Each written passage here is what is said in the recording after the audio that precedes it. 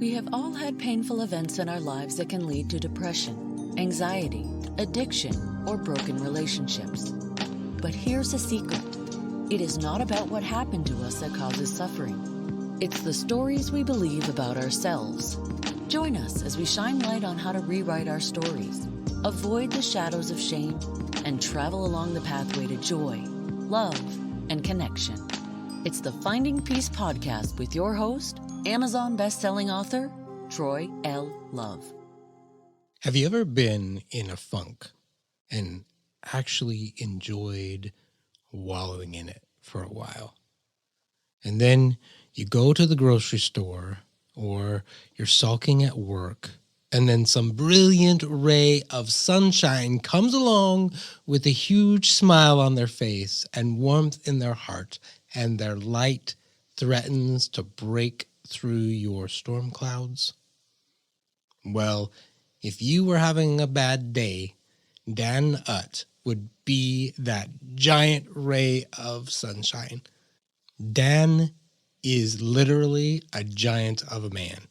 He stands 6'7" tall. He and Hagrid might have been brothers. When I started kindergarten, for example, I was 5 feet tall. I looked my teacher in the eye. I've always been a big guy. I'm 6'7" now, calling it the Giants Among Us Club. I'm putting t-shirts out. And so for me, I was really, in a way, fortunate because I just chalked it up to I was way bigger than everybody else. Way, way bigger. I broke 6 feet in 5th grade. I landed on my roughly close to my adult height by the time I hit junior high.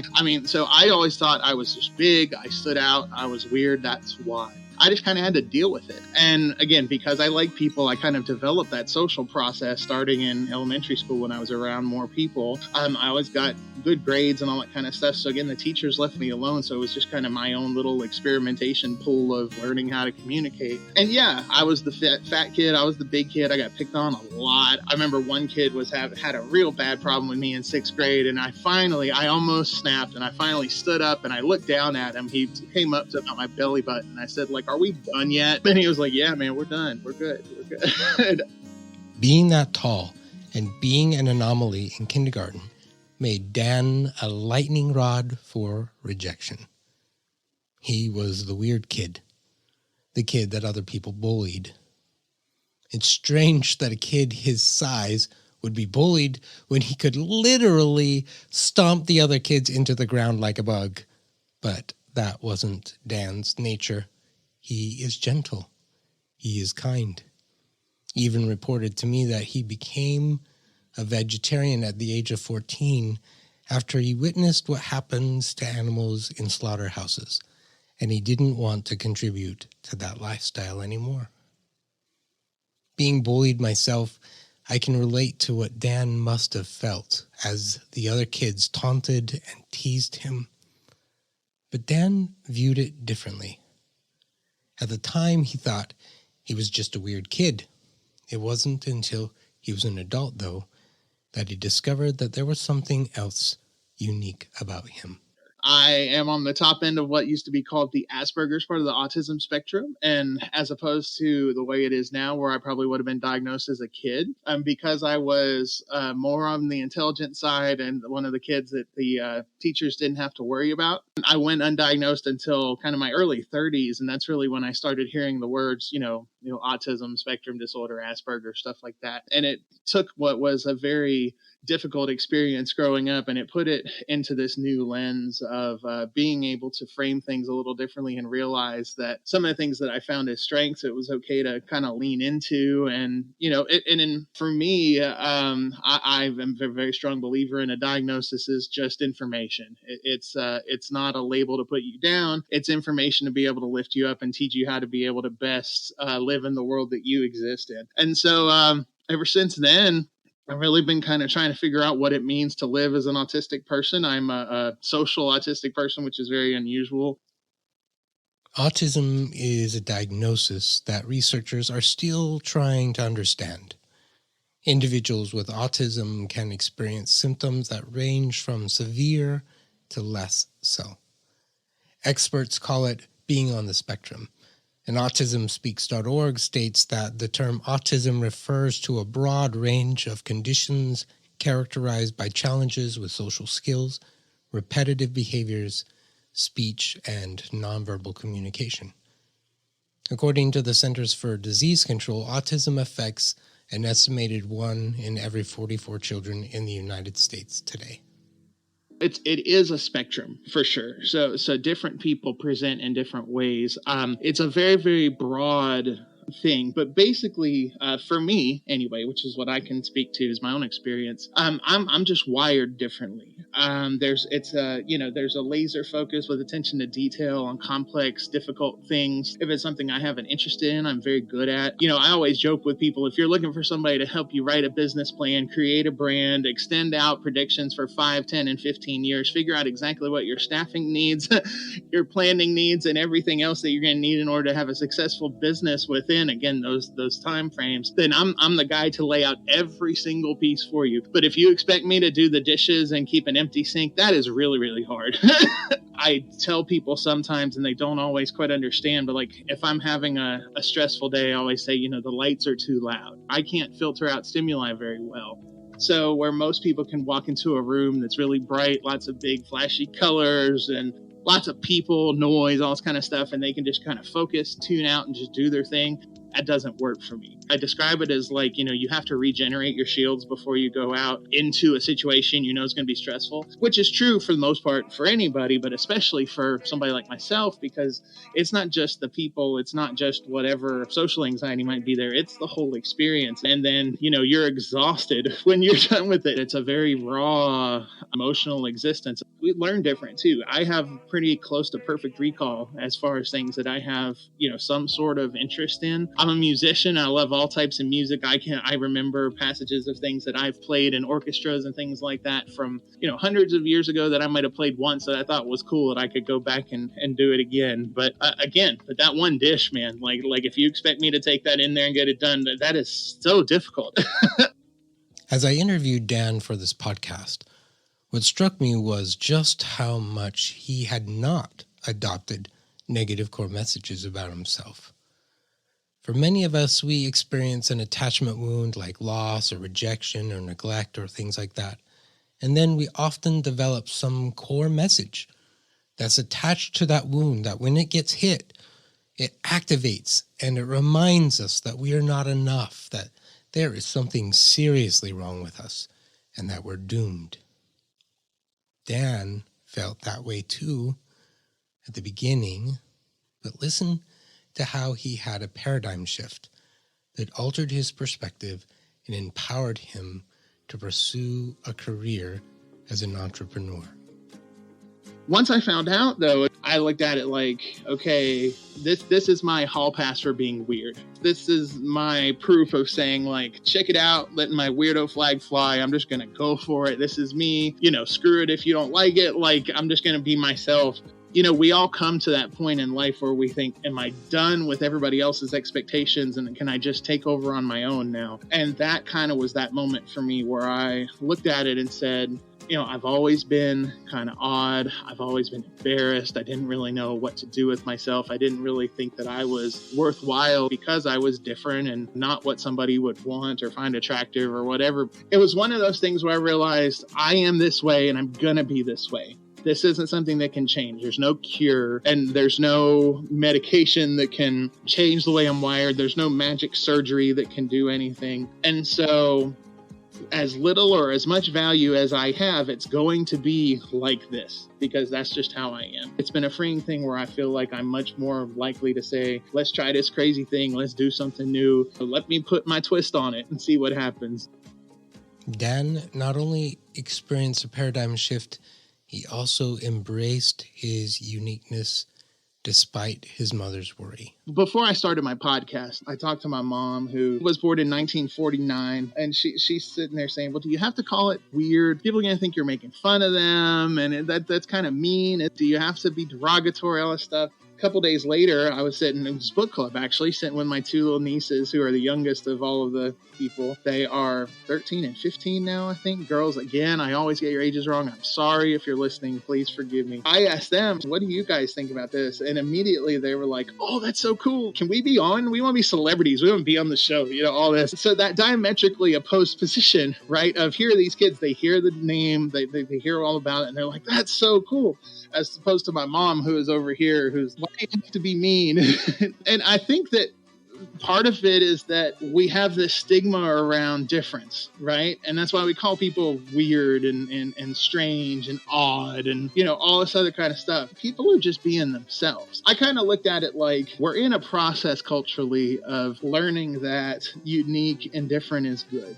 And so if I can take a word like weird, proudly wear it as a badge of honor, smack it across my chest, put it on my back, wrapped on the back of my truck with a picture of my face that is way too large for anybody to ever look at, by reclaiming that, it's taking the power away from the people who would make it a negative, and it's putting it in the hands of the people that would make it a positive. Weird's not a bad way to go, man. One of the questions I asked Dan during our interview was about a time when he made a decision to turn left when everything seemed to be telling him to turn right. I lived in North Carolina for 5 years, loved it there. My sister and brother-in-law always lived down the road. We had a family business at one point that we all worked in. I came back to see my mom. She was thinking about selling her house at this point in my hometown, which is called Clarksville, Tennessee. I came for like a week just to kind of help out. And one of my buddies says to me, well, hey, Daniel, it's good to have you around, man. Like, what would it take for you to move back home? And I'm like, well, one of two things. I can have some sort of crazy VC person come and say they want to give me $1 million to create some sort of business, and if I was here in the area. Then the other is if I get together with this girl I've had a crush on since I was 18 years old, that I worked with when I first graduated high school, and that, I talk to every once in a while, but haven't heard from in a while. Both of which seemed outlandishly ridiculous at the time that I said it. And within 5 days, her and I had gone out for the first time, moved in together, and within 2 months we were engaged. We were engaged 4.5 years. It was one of those where it completely caught me off guard, but at that point in my life, I didn't know about my diagnosis quite yet, but I had learned that sometimes you have to take a chance to get what you want. Unfortunately, she passed away a few years ago. I tell the story of her and her background, and I ask a question of guests on my show kind of in honor of her every time I have my podcast. But I can say, despite having dealt with the loss of somebody who was absolutely the person that I had up on a pedestal for years and years and years and years, deservedly so, that the time that I spent with her, it was not something I expected. It was one of those where she was always way out of my league. She still is. And even with the loss that is attached to that, and the pain and the grief and everything else, even the still occasional things that pop up. I mean, I'm well documented as saying you don't actually ever get over losing someone. You just get stronger and handle it a little better every day, mostly. And even with that was one of those decisions where it changed my life forever. It wasn't even a left turn. It was a U-turn. I swore never to come back to Tennessee for my life. I would much rather have had that time with her than not.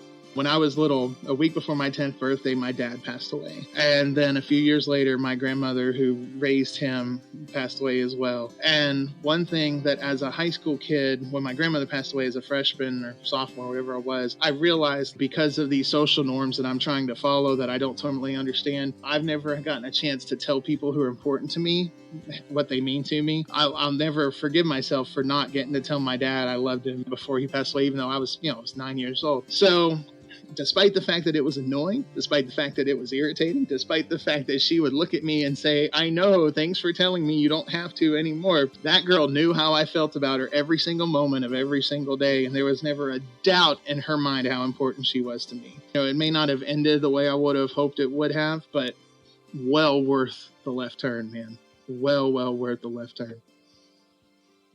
Dan's light and optimism were truly an example to me. Maybe it's because he's weird, and I kind of like weird, being a geek myself. Maybe it's because he's on the spectrum, and there's a special place in my heart for people who struggle with that issue. But truly, I don't think that it was any of those things. Dan has learned the beautiful gift of standing in the pain while experiencing peace. Even though I have struggles and trauma and difficulty, I feel good about the fact that I'm putting good in the world. I'm being myself. I'm promoting other people who are being themselves and being authentic to the human being and the soul that I am, and try to do right by people. Try to be good to people. I share things when I can share things. I help when I can help. To me, being at peace doesn't mean just being zen and balanced and all this other kind of stuff. To me, being at peace is knowing who you are and knowing that no matter what comes along, that you can be yourself when you handle it. From this point forward in my life, I know who I am. I know what I am. I know what I stand for. And I know that I am doing what I feel is right to be able to take care of myself and the world around me. Trials and tribulations come along, but being at peace is knowing that I have the tools and the skills to be able to do it and do it my way and be true to myself. But peace seems hard to come by sometimes, doesn't it? We have a war going on in Ukraine that could blow up and become bigger. We have political unrest in many parts of the world, poverty, homelessness, mental illness, health epidemics, all kinds of things that create conflict in our lives, and all of it seems to be on the rise. How does one find peace amid such pain and suffering? That is truly the question that this podcast seeks to answer. I have an affirmation that I've adopted that I do every morning when I wake up and every night when I go to bed. And the 6 things that I tell myself are: I'm at peace, I am loved, I'm happy, I am safe, I am healthy, and I am wealthy. And then I give myself examples of why I am these things. And even if I'm not necessarily those things at that time, I'm checking in with who I'm becoming, who I want to be. And being at peace is kind of the culmination of all of them. So many people feel like they have to hide who they are. For me, I am who I am. I feel very comfortable in my skin, in my own shoes. I may be a giant at some points and a little less of a giant at other points, but I'm still proud of the human being that I am. And my scales are tipping in the right direction. The more I spoke with Dan, the more I realized he is illustrating one of the deepest principles in the Finding Peace model, stepping into the truth about who we are. Our shadows of shame and a cacophony of voices all around us compound into our heads the message that we are not enough, that we don't matter, that there is something seriously wrong with us. But that is not true. We are beings of light. We have a reason for being on this planet, and we can make a profoundly positive impact for good when we can connect to that truth, that deep truth inside of ourselves.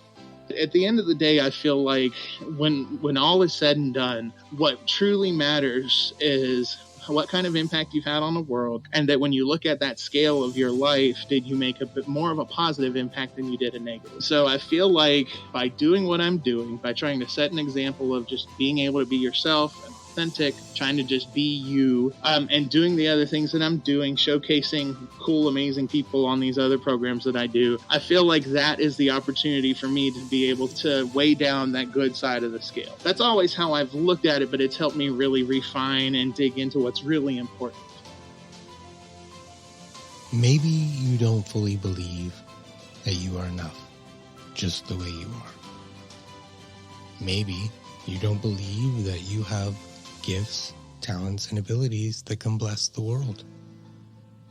But maybe, when you hear the story of a 6'7" giant with autism who has embraced his weirdness and used it to create a leadership training program for corporations to embrace inclusion and empowerment, or used his creativity to produce multiple podcasts so he can share his voice and his message with the world, or using his talents and abilities to help other organizations promote their message and what they do, or to simply show up as an amazing son, brother, and uncle, then maybe you can lean into the possibility that it's true about you too.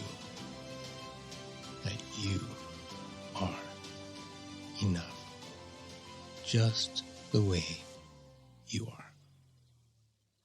You've been listening to the Finding Peace podcast. If you love the show or want to ask a question, let us know by going to findingpeaceconsulting.com. There, you can also learn about the Finding Peace 5-Day Challenge. Remember to subscribe to this podcast so you won't miss the next episode. And if you are listening on iTunes, please give us a 5-star rating. It really does help other people find this podcast more easily. Thank you for spending part of your journey with us. And a special thanks to Johnny Porter for producing the show, and A.G. Flux for the new background music. Copyright Finding Peace Consulting.